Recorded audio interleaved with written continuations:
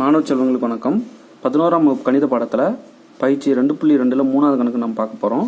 -3 × mod x + 5 ≤ -2க்கு தீர்வை கண்டு தீர்வை எண்கோட்டில் குறிக்க அப்படின்னு சொல்லி கேட்டிருக்காங்க. ஃபஸ்ட்டு நான் கொஸ்டின் எழுதிக்கிறேன். -3 mod x + 5 ≤ -2 இதுதான் கேள்வி. இப்போ நான் என்ன பண்ணுறேன், ரெண்டு பக்கமும் -5 ஆட் பண்ணுறேன். இப்போ -3 mod x + 5 -5 ≤ -2 -5 ரெண்டு பக்கமும் -5 ஆட் பண்ணியிருக்கேன் பாருங்கள். அதனால் இந்த இன்இக்வாலிட்டி எந்த சேஞ்சும் ஆகாது. ஓகே, இப்போ இந்த +5ம் -5 கட் ஆகிடும். ஸோ -3 mod x ≤ -2ம் -5ம் -7 ஆட் பண்ணி போட்டுக்கிறேன். ஓகே, இப்போ இதை ஃபுல்லாக மைனஸால் பெருக்கிடுறேன். பெருக்கிட்டால் இந்த இன்இக்வாலிட்டி சேஞ்ச் ஆகிடும். அப்போது மைனஸ் இன்டு மைனஸ் ப்ளஸ் ஆகிடும்.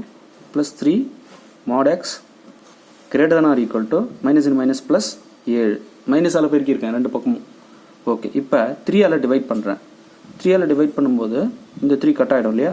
இப்போ mod x greater than or equal to 7/3 இந்த பக்கம் 3ஆல் டிவைட் பண்ணியாச்சு. ஓகே, இது எப்படி இருக்குது பாருங்கள். Modulus x minus a is greater than or equal to r எனில் implies x belongs to open minus infinity comma closed a minus r union closed a plus r comma infinity. Right, இந்த வடிவில் இருந்தால் இதை தீர்வுகளாக இடைவெளி வடிவில் இப்படி எழுதிடலாம். இது நம்ம 11ஆம் கணித புத்தகத்தில் பக்க எண் 73ல் குறிப்புரை 2ல் இருக்குது. நீங்கள் பார்த்தீங்கன்னா அதை நல்லா தெரிஞ்சுக்கலாம். இதை நான் என்கோட்டில் குறித்து தனியாக வேறு ஒரு வீடியோவில் சொல்கிறேன். இதோடைய சொல்யூஷன் இந்த வடிவில் இருக்கிறதுனால இதனுடைய சொல்யூஷன் இதை பயன்படுத்தி கண்டுபிடிக்க போகிறேன். ஓகே, இப்போ இந்த ஃபார்முலாவே எப்படி வந்ததுன்றத இப்படி இருக்கிறத எப்படி நம்ம இந்த மாதிரி இடைவெளியாக எழுதலாம் அப்படின்றத தனி வீடியோவில் நான் போடுறேன், பார்த்து தெரிஞ்சுக்கங்க. ஓகே, இப்போ இங்கே ஏ என்ன பாருங்கள், x - a இல்லையா. அப்போ x மைனஸ் இங்கே வேணால் 0 போட்டுக்கலாம். x - 0 இங்கே r வந்து பார்த்தீங்கன்னா 7/3 ரைட். இப்போ a 0 ஆகிடுதுங்க. இங்கே 0 0 போட்டுடலாம். r வேல்யூ வந்து 7/3 போட்டு எழுத வேண்டியதான். அவ்வளோதான் தீர்வு. therefore x belongs to open minus infinity comma a value 0 minus r value 7/3 closed interval நடுவில் யூனியன், இங்கே closed interval a value 0 r value 7/3 அப்போ கமா ஓப்பன் இன்ஃபினிட்டி. இதுதான் தீர்வு. இப்போ இதை என்கோட்டில் குறித்து காட்டுறேன் பாருங்கள். நடுவில் 0 -7/3 இந்த பக்கம் இருக்கும், +7/3 இந்த பக்கம் இருக்கும். ஜஸ்ட் தோராயமாக தான் குறிக்கிறேன். இந்த பக்கம் -∞, இந்த பக்கம் +∞.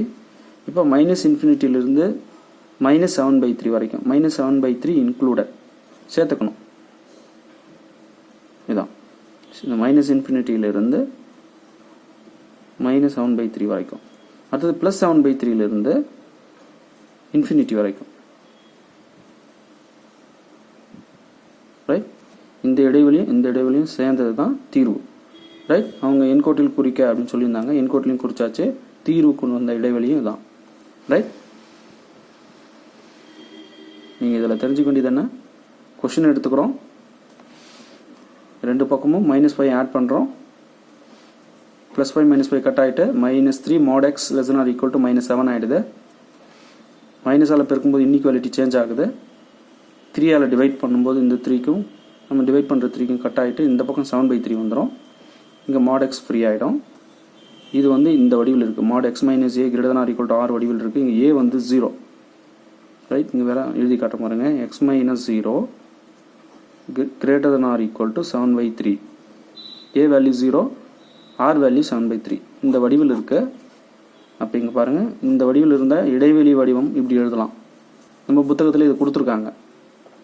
அப்போ இங்கே A value or value substitute பண்ண வேண்டியது தான். ஏ 0 ஆனதுனால டேரெக்ட் ஆர் வேல்யூ சப்ஸ்டியூட் பண்ணி எழுதிட்டேன்.